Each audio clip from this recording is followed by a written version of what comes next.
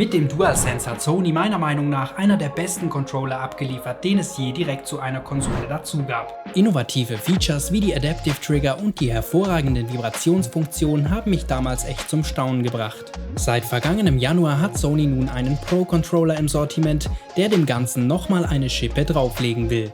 Der DualSense Edge ist im Vergleich zu seinen Konkurrenten von Microsoft jedoch ziemlich teuer.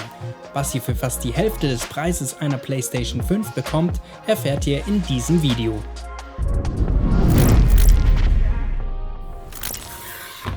Der DualSense Edge kommt in einer ziemlich schicken Transportbox, in der sich der Controller auch aufladen lässt. In der Box befinden sich außerdem 3 Sets mit austauschbaren Joysticks in verschiedenen Größen sowie 4 Rücktasten. Daneben kommt der Controller mit einem USB-C-Kabel und einem Steckergehäuse, das man am Kabel befestigen kann. Mit diesem lässt sich das Kabel im Controller fixieren, sodass es nicht mehr einfach herausfallen kann, wenn man mal zum Beispiel ein bisschen zu enthusiastisch beim Zocken wird. Wenn wir gerade vom Zocken sprechen, das lässt sich mit dem DualSense Edge wirklich gut. Der Controller fühlt sich mit seinen 335 Gramm angenehm hochwertig in den Händen an. Die Adaptive Trigger und die Vibrationsfunktion sind wie schon beim DualSense einfach erstklassig. Die verstellbaren Trigger sind ebenfalls gerade beim Competitive Play echt nützlich und die Rücktasten lassen sich sogar je nach Vorlieben in verschiedene Richtungen platzieren. Das Spielen mit eingestecktem USB-C-Kabel hat nicht nur den Vorteil, dass ihr euch keine Gedanken mehr um den Akku machen müsst, sondern auch das Signal wird so per Kabel übertragen, was vielleicht nochmal die eine oder andere Verzögerung eliminiert. Insgesamt also auf jeden Fall eine sehr runde Gaming-Erfahrung. Sony hat mit seinem Pro-Controller eine Antwort auf das Stick-Drift-Problem. Also das Problem, dass einfach Eingaben der Joysticks registriert werden, auch wenn sie gar nicht genutzt wurden. Beim DualSense Edge könnt ihr die kompletten Stick-Module austauschen. Dafür müsst ihr auf der Unterseite die Release-Taste auf die Seite ziehen. Die Abdeckung springt dann direkt weg. Über die seitlichen Hebel könnt ihr die Module nun einzeln herausnehmen. Ein Modul kostet aktuell um die 20 €.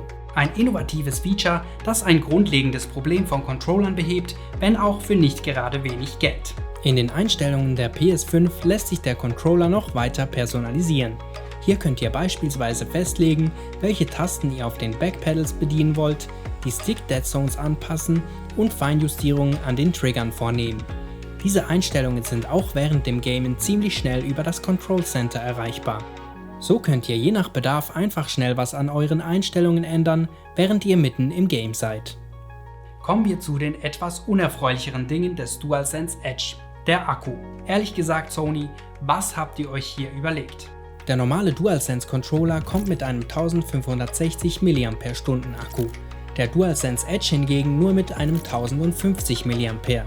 Das ist beides nicht gerade viel, aber einen schlechteren Akku in einem Pro-Controller für 200 € zu verbauen? Come on! Sony verspricht beim DualSense Edge ca. 5 bis 10 Stunden Akkulaufzeit.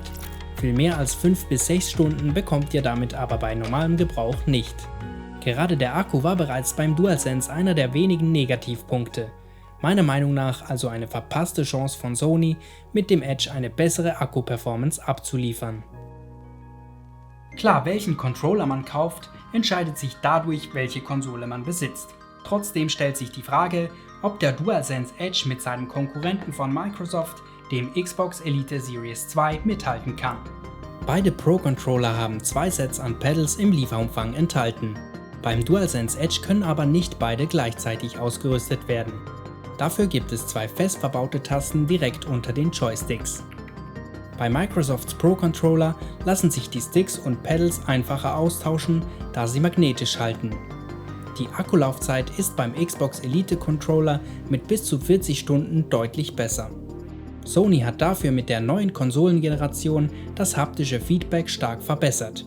Hier kann Microsoft nicht mithalten. Außerdem gibt es beim Elite Controller immer wieder Berichte, dass einige Tasten nicht gut reagieren. Ich selbst hatte das mit dem B-Button. Beim DualSense Edge ist mir so etwas bisher nicht bekannt. Beide Pro-Controller lassen sich auch mit dem PC verbinden. Microsofts Variante hat jedoch eine native Windows-Unterstützung. Die meisten Spiele funktionieren aber auch mit dem DualSense Edge auf dem PC problemlos. Gewisse Games unterstützen sogar die Adaptive Trigger und das verbesserte haptische Feedback. Steam unterstützt den Controller nativ. Der Elite Series 2 macht auf dem PC aber klar mehr Sinn. Einmal verbunden muss man jeweils nur noch den Controller einschalten und kann direkt losspielen. Wenn ihr den DualSense Edge am PC verwenden wollt, müsst ihr euch auf ständiges Neukoppeln und Umschalten von Controller-Layouts einstellen. Am einfachsten ist es, wenn man das Kabel eingesteckt lässt. Mit momentan 200 € müsst ihr für den DualSense Edge ordentlich Geld auf den Tisch legen. Der Xbox Elite Series 2 ist damit 140 € um einiges günstiger. Für PS5-Besitzer, die nach einem hochwertigen Controller mit maximaler Flexibilität beim Zocken suchen, eignet sich der DualSense Edge sicher gut.